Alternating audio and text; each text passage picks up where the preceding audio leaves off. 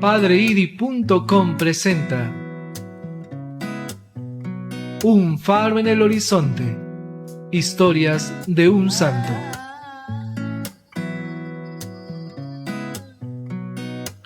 ...26 de febrero... San Alejandro de Alejandría. San Alejandro, patriarca de Alejandría, tiene una especial significación en la historia de la Iglesia a principios del siglo IV, por haber sido el primero en descubrir y condenar la herejía de Arrio y haber iniciado la campaña contra esta herejía, que tanto preocupó a la Iglesia durante aquel siglo. A él cabe también la gloria de haber formado y asociado en el gobierno de la Iglesia alejandrina a San Atanasio, preparándose de este modo un digno sucesor que debía ser el portavoz de la ortodoxia católica en las luchas contra el arrianismo. Nacido Alejandro hacia el año 250, ya durante el gobierno de Pedro de Alejandría, se distinguió de un modo especial en aquella iglesia. Los pocos datos que poseemos sobre sus primeras actividades nos han sido transmitidos por los historiadores Sócrates, Sosómeno y Teodoreto de Ciro, a los que debemos añadir la interesante información de San Atanasio. Así, en general, podemos afirmar que las fuentes son relativamente seguras. El primer rasgo de su vida, en el que convienen todos los historiadores, nos lo presenta como un hombre de carácter dulce y afable, lleno siempre de un entrañable amor y caridad para con sus hermanos y en particular para con los pobres. Esta caridad, unida con un espíritu de conciliación, tan conforme con los rasgos característicos de la primitiva iglesia, proyectan una luz muy especial sobre la figura de San Alejandro de Alejandría, que conviene tener muy presente en medio de las persistentes luchas que tuvo que mantener más tarde contra la herejía, pues, viéndolo envuelto en las más duras batallas contra el arrianismo, pudiera creerse que era de carácter belicoso, intransigente y acometedor.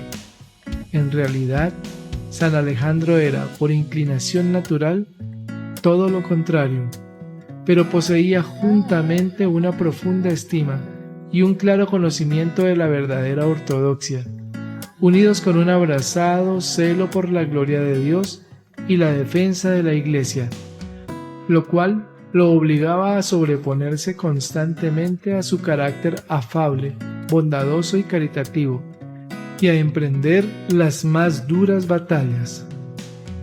De este espíritu de caridad y conciliación, que contribuyen la base fundamental de su carácter, dio bien pronto claras pruebas en su primer encuentro con Arrio. Este comenzó a manifestar su espíritu inquieto y rebelde, afiliándose al partido de los Melesianos, constituido por los partidarios del obispo Melesio y Licópolis, que mantenía un verdadero cisma frente al legítimo obispo Pedro de Alejandría. Por este motivo, Arrio había sido arrojado por su obispo de la diócesis de Alejandría.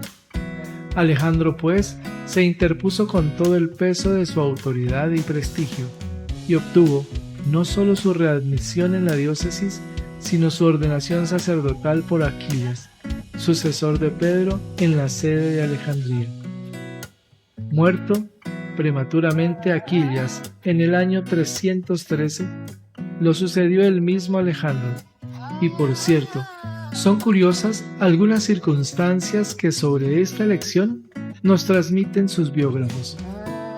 Filostorgo asegura que Arrio, al frente entonces de la iglesia de Beucalis, apoyó decididamente esta elección, lo cual se hace muy verosímil si tenemos presente la conducta observada con él por Alejandro. Mas, por otra parte, Teodoreto atestigua que Arrio había presentado su propia candidatura a Alejandría frente a Alejandro, y que precisamente por haber sido este preferido, concibió desde entonces contra él una verdadera aversión y una marcada enemistad. Sea de eso lo que quiera, Arrio mantuvo durante los primeros años las más cordiales relaciones con su obispo, el nuevo patriarca de Alejandría, San Alejandro.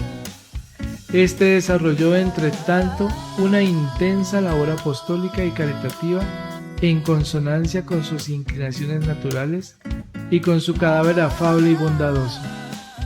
Uno de los rasgos que hacen resaltar los historiadores en esta etapa de su vida es su predilección por los cristianos que se retiraban del mundo y se entregaban al servicio de Dios en la soledad. Precisamente en este tiempo comenzaban a poblarse los desiertos de Egipto, de aquellos anacoretas que, siguiendo los ejemplos de San Pablo, primer ermitaño, de San Antonio y otros maestros de la vida solitaria, daban el más sublime ejemplo de la perfecta entrega y consagración a Dios. Estimando, pues, en su justo valor la virtud de algunos entre ellos, lo puso al frente de algunas iglesias, y atestiguan sus biógrafos que fue feliz en la elección de estos prelados. Por otra parte, se refiere que hizo levantar la iglesia dedicada a San Teonás, que fue la más grandiosa de las construidas hasta entonces en Alejandría. Al mismo tiempo consiguió mantener la paz y tranquilidad de las iglesias de Egipto, a pesar de la oposición que ofrecieron algunos en la cuestión sobre el día de la celebración de la Pascua, y sobre todo de las dificultades promovidas por los melesianos, que persistían en el cisma, negando la obediencia al obispo legítimo. Pero lo más digno de notarse es su intervención en la cuestión ocasionada por Atanasio en sus primeros años. En efecto, siendo aún niño, había procedido Atanasio a bautizar a algunos de sus camaradas, dando origen a la discusión sobre la validez de este bautismo. San Alejandro resolvió favorablemente la controversia, construyéndose desde entonces en protector y promoviendo la esmerada formación de aquel niño, que debía ser su sucesor y el paladín de la causa católica.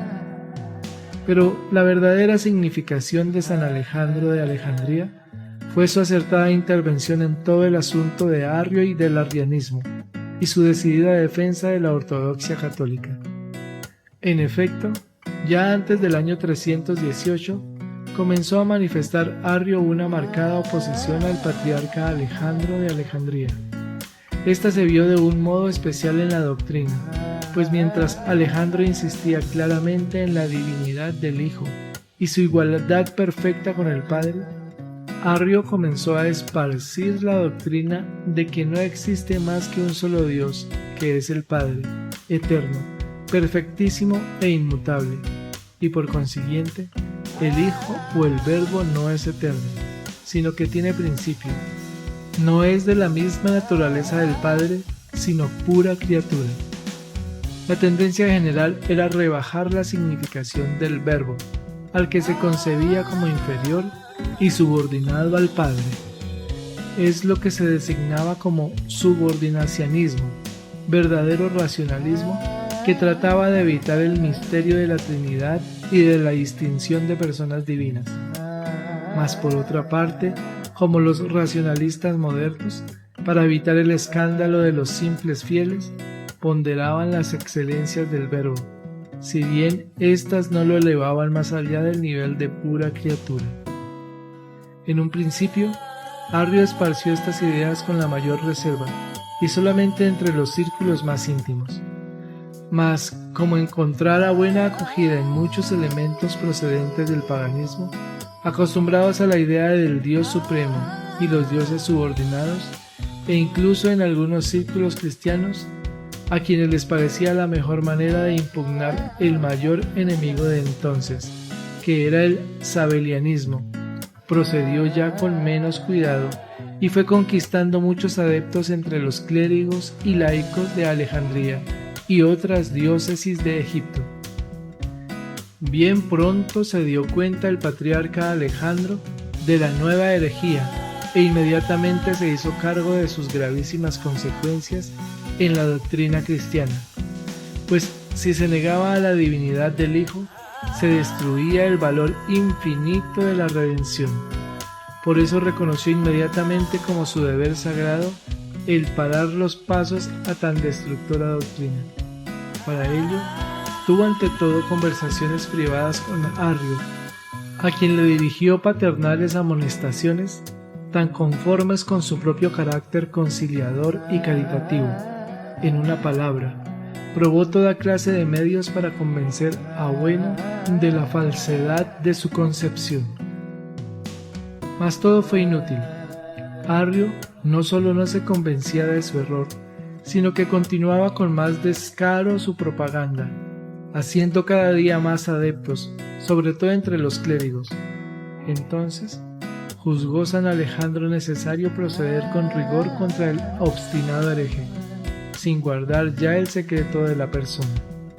Así, reunió un sínodo en Alejandría en el año 320, en el que tomaron parte un centenar de obispos, e invitó a Arrio a presentarse y dar cuenta de sus nuevas ideas. Se presentó Arrio en efecto ante el sínodo y propuso claramente su concepción, por lo cual fue condenado por unanimidad por toda la asamblea. Tal fue el primer acto solemne realizado por San Alejandro contra Arrio y su doctrina. En unión con los 100 obispos de Egipto y de Libia, lanzó el anatema contra el arrianismo, pero Arrio, lejos de someterse, salió de Egipto y se dirigió a Palestina y luego a Nicomedia, donde trató de denigrar a Alejandro de Alejandría y presentarse a sí mismo como inocente perseguido. Al mismo tiempo propagó con el mayor disimulo sus ideas e hizo notables conquistas, particularmente la de Eusebio de Nicomedia. Entretanto, continuaba San Alejandro la iniciada campaña contra el arrianismo, aunque de natural suave, caritativo, paternal y amigo de conciliación, viendo la pertinencia del hereje y el gran peligro de su ideología, sintió arder en su interior el fuego del celo por la defensa de la verdad y de la responsabilidad que sobre él recaía, y continuó luchando con toda decisión y sin arredrarse por ninguna clase de dificultades. Escribió, pues, entonces algunas cartas, de las que se nos han conservado 2, de las que se deduce el verdadero carácter de este gran obispo, por un lado lleno de dulzura y suavidad, mas por otro, firme y decidido en defensa de la verdadera fe cristiana. Por su parte, Arrio y sus adeptos continuaron insistiendo cada vez más en su propaganda. Eusebio de Nicomedia y Eusebio de Cesarea trabajaban en su favor en la corte de Constantino. Se trataba de restablecer a Arrio en Alejandría y hacer retirar el anatema lanzado contra él. Pero San Alejandro, consciente de su responsabilidad, ponía como condición indispensable la retractación pública de su doctrina, y entonces fue cuando compuso una excelente síntesis de la herejía arriana, donde aparece esta con todas sus fatales consecuencias. Por su parte, el emperador Constantino, influido sin duda por los 12 Eusebios, inició su intervención directa en la controversia. Ante todo, envió sendas cartas a Arrio y a Alejandro, donde en la suposición de que se trataba de cuestiones de palabras y deseando a todo trance la unión religiosa, los exhortaba a renunciar cada uno a sus puntos de vista en bien de la paz. El gran obispo Ocio de Córdoba, confesor de la fe y consejero religioso de Constantino, fue el encargado de entregar la carta a San Alejandro y juntamente de procurar la paz entre los diversos partidos. Entretanto, Arrio había vuelto a Egipto, donde difundía ocultamente sus ideas y por medio de cantos populares, y sobre todo con el célebre poema Talía, trataba de extenderlas entre el pueblo cristiano. Llegado pues Ocio a Egipto, tan pronto como se puso en contacto con el patriarca Alejandro y conoció la realidad de las cosas, se convenció rápidamente de la inutilidad de todos sus esfuerzos. Así se confirmó plenamente en un concilio celebrado por él en Alejandría. Solo con un concilio universal o ecuménico se podía poner término a tan violenta situación. Vuelto pues a Nicomedia, donde se hallaba el emperador Constantino, le aconsejó decididamente esta solución. Lo mismo le propuso el patriarca Alejandro de Alejandría. Tal fue la verdadera génesis del primer concilio ecuménico, reunido en Nicea en el año 325. No obstante su avanzada edad y los efectos que había producido en su cuerpo tan continua y enconada lucha, San Alejandro acudió al concilio de Nicea acompañado de su secretario, el diácono San Atanasio. Desde un principio fue hecho objeto de los mayores elogios por parte de Constantino y de la mayor parte de los obispos, ya que él era quien había descubierto el virus de aquella herejía y aparecía ante todos como el héroe de la causa por Dios. Como tal, tuvo la mayor satisfacción al ver contestada solemnemente la herejía arriana en aquel concilio, que representaba a toda la Iglesia y estaba presidido por los legados del Papa.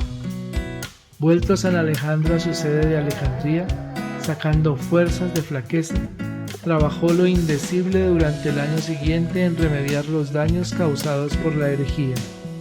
Su misión en este mundo podía darse por cumplida.